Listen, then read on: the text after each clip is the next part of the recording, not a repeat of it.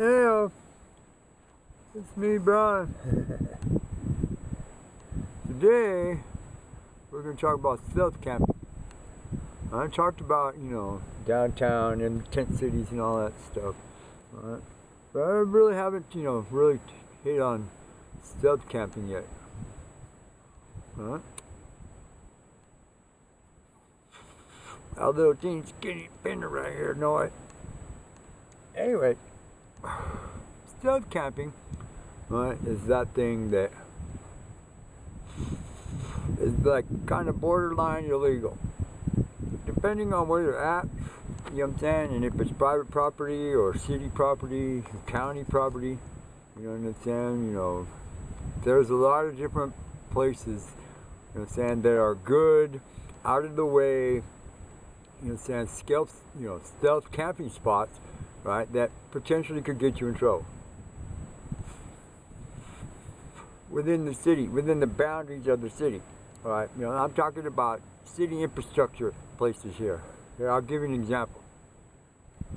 There's this place at 19th Avenue in Camelback in Phoenix. It's right in Midtown. It's right in the central part of Midtown, right? Where the train comes along Camelback Road and it curves and it turns at 19th Avenue and starts going north, and it goes north all the way up to Dunlap. Well, in that area, the cops and the train cops consider 19th Avenue Camelback the hot corner, because it's right in that part of the city, you know what I'm saying, where there's a lot of criminal and street activity and homeless people wandering in and around, right, up and down, you know what I'm saying, at the train platform right there on 19th Avenue. Right across the street was where the storage was that me and Anonymous had rented. You know what I'm saying, to keep our stuff, safe, you know what I'm saying, place to park our bicycles, you know what I'm saying, stuff like that at night, you know what I'm saying, so that we didn't get robbed or none of that stuff, you know what I'm saying. And right next door to it, on the western side of the back wall, right, there was an empty lot. And then on the corner, there was an old CVS pharmacy building that had been, abandoned. Well, it wasn't abandoned, it just wasn't used, it was empty. Right, and it had a parking lot, they had a wall all the way around it, and it had a parking lot behind it. You know what I'm saying? And then next to the parking lot was an existing drainage area that the city of Phoenix had built, back in the 50s. There was this big, giant depression dug out of the ground with a big drain spot in the middle of it.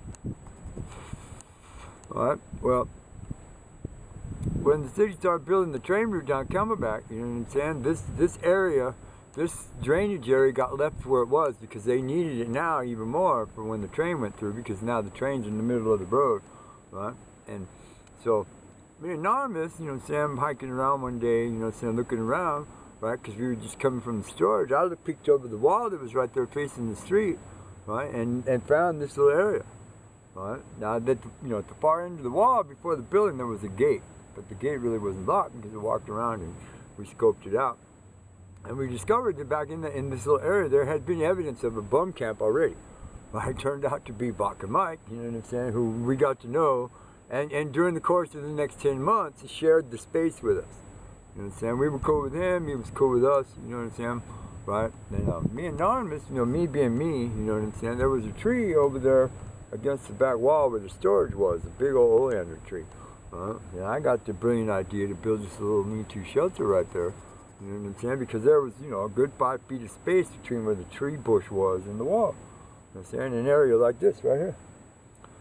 So I went and took the sign down, the big, 4x8 piece of plywood sign that was painted all white with letters and stuff on it. And saying that was, saying that this property was for lease. Well, I took the sign down because it had been abandoned for 15 years. Nobody cared. You know what I'm saying? The owners of the property were, happy to pay the taxes. They didn't care. Right. I took the sign down, we carried it over behind the tree, and we built the lean-to like this. Used some cement blocks and some other stuff we found laying around.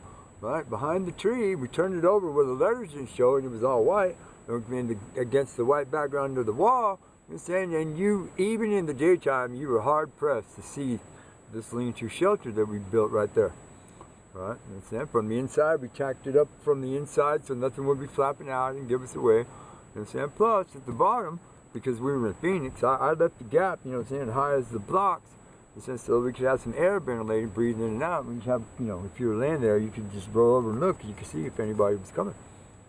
Well, it's stealth camping, right? We camped there for 10 solid months, every night almost. And you know, so the reason we got away with it for so long was because we entered the lot. We didn't come around through the gate, and that's a dead giveaway. We entered the lot from the back, but the next property over there was a parking lot right there. We just would hop over the wall about where the dumpsters were and walk right around over to our spot. If old Bach and Mike was there, we'd toast with him. Hey, Baco, what's happening? If he wasn't there, you know what I'm saying, he would show up sooner or later. Right? Well, you know, that was one of the reasons why we got away with it for so long, because nobody ever really seen us get in there, except for one night, somebody did see it. And he was the sergeant, police sergeant, you know what I'm saying? He was the sergeant of the watch in that area. He just happened to be parked back there doing whatever cops do when they're hiding, you know what I'm saying? And he seen us walk around, jump over the wall. Well, he drove around this way and came in through the gate because he knew that area was there too, because he looked it up on his computer. Well, he knew we were there, but when he got there, he looked around and he seen that the place was clean. You know, he could barely even see our camp. He knew we were there, but he didn't know where. You know what I'm saying? And that impressed him, right? So, you know, and when he did finally say, hey, you guys need to come out here and show yourselves, and we popped out, and we were legit, we checked out the whole pit, right? He asked us how long we've been back there. I told him we've been here a couple months already, Sarge. You know what I'm saying? I mean, if you hadn't seen this, nobody would ever even know for God knows how long. He goes, good. He said, I like that. He said, I trust you boys. He said, because you checked out good, you didn't lie to me, you didn't hide anything from me. He says, you know, I don't know you're here, but I know you're here. We were secure in the knowledge that the police knew, you know what I'm saying? And as long as we didn't do anything stupid, they were good with it. Even when the helicopter flew around, they never ever really shined the spotlight down on that little area right there. And it was a good, you know, 2 acres in size, right? Because they could see us on the FLIR camera, because we'd just be sitting there up against the wall. We would show up as 2 white people sitting there against the wall, watching them, looking up at them, right? You know what I'm saying? So, infrastructure. There are a lot of these places all over. I mean, there was this one place along the old Maricopa Freeway, you know what I'm saying, where the freeway goes by, you know, it's built up on the ramp, the freeway goes by, and along the side is access road. Well, about halfway down the ramp, they built, you know, a little terrace area, and they planted a bunch of trees on the back side of the ramp. You know what I'm saying? And over time, they grew over and grew bigger and bigger and bigger, because, you know, the highway department doesn't go down through there and trim that shit, right? And a whole bunch of stuff, a great big old giant community, stealth community popped up underneath all those trees and bushes right there. You know what I'm saying? Until one day, you know, some city guys, you know, the inspector was looking at it and seeing, hey man, there's a bunch of people living back there. And they, you know, made the ADOT guys cut all the trees. Now that I've given you a couple of examples, let's take it a little farther. There are, within the city structure, right, there are lots of places, like, you know, right? But downtown, you know, like if you live in a big, you know, metropolitan city, right, it has, you know, like a main downtown area, right? Where there's a lot of tall buildings and parking structures and stuff. This is a good place to look for a stealth spot, right? Because a lot of the parking structures, right, they have like a 2 or 3 level garage under the ground, as well as, you know, 2 or 3 levels above ground. Right? And that's something to think about.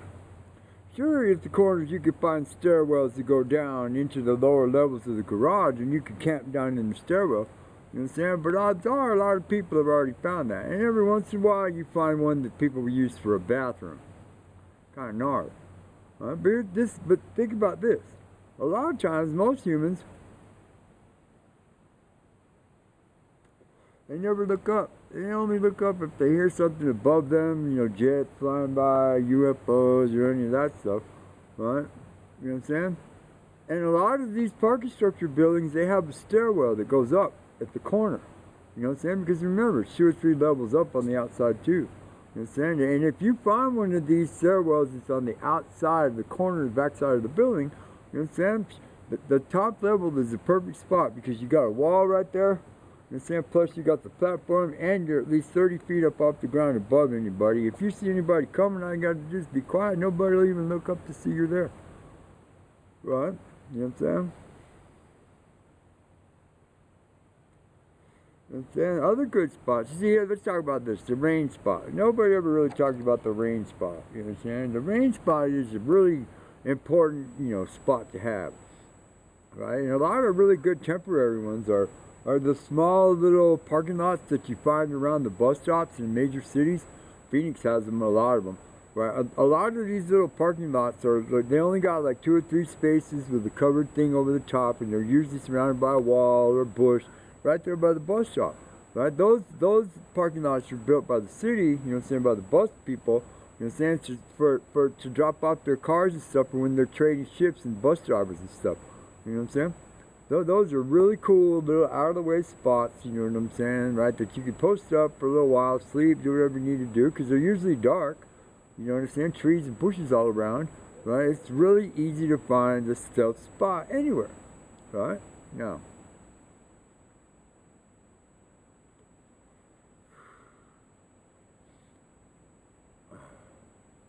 A lot of times, you know what I'm saying, when you're new, especially you young people, the new ones, you know what I'm saying, you know, before you get too, you know, too jaded, right, you know what I'm saying, is the word I'm looking for here. You got, you know, you have to approach these types of situations, you know what I'm saying, with an open, clear mind, right, you know what I'm saying, I'm just giving you ideas and tips, you know what I'm saying, on how to find these kind of places and where to look for these kind of places, you know what I'm saying? But once you find it, you know what I'm saying, you're not there forever. This is not going to be your spot. Yeah, me and Anonymous stayed behind the oleanders for 10 months. Yeah, I've camped in other spots for years at a time. Yes, I have. But I didn't go there a lot, you know what I'm saying, to hang out, you know, all the time, every day. You know what I'm saying? If it was a sleepy spot, it was a sleepy spot. If it was a daytime spot, it was usually out in the open where other people were around, you know what I'm saying, and hung out there. You know what I'm saying? And I always drifted back. You know what I'm saying? Don't get set in your mind that this is going to be your life, because it's not. What I'm giving you guys is just, you know, stopgap measures, you know what I'm saying, to try to make it better for yourself in the beginning. You know what I'm saying? So that you can figure out what you need to do so that you can get to that point. Right? Don't succumb to the streets. Don't convince yourself that this is all you got. This is all I got. This might as well make it better. Then you'll never get out, because that's the trap. See, you bait the trap yourself, and then you feed the bait to, you know, you eat the bait, you know what I'm saying, and then you're done for, right? There's always, you know, there's always a way out of the situation where you're at. You know what I'm saying? If you take all of these things, these last 10 videos that I made on this subject, homeless and you, if you take all the information from those videos, you know what I'm saying, and you correlate it into some kind of system that works for you, you know what I'm saying, it's going to lessen the amount of time that you're outside, you know what I'm saying, because it's going to set your mind right, you know what I'm saying, to keep it going.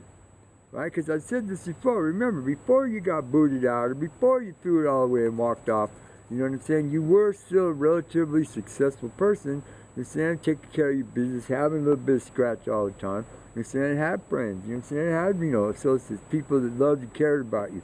You probably still do, you know what I'm saying, it's in the way that you reapproach these people, you know what I'm saying, once you've been outside for a little bit, that makes the difference. And whether they're going to help you and create opportunities for you, or they're just going to, you know, kick you off to the curb, you know what I'm saying, and walk on by you. You know what I'm saying? That, you know, the mindset is the trap. You know what I'm saying? It's not the conditions, right? I mean, because there are literally tons of stuff that you can acquire that would make your life way better. But the problem with that is having a place to, you know, keep it. Right? You know what I'm saying? Or the ability to carry it all with you. Don't end up like one of those basket people that's pulling 5 fucking shopping carts full of fucking garbage and junk that ain't no good. This is me, Brian. Right? Just trying to help out a little bit for all you newbies. You know what I'm saying? First time in the streets. Right? This one was about stealth camping and how to do it, the idea behind it, and some of the places where you need to look for the spots so that you can be safe. Right? Please like and subscribe, share this video if you think other homeless newbies need to, know a little bit more before they fall off. Thank you.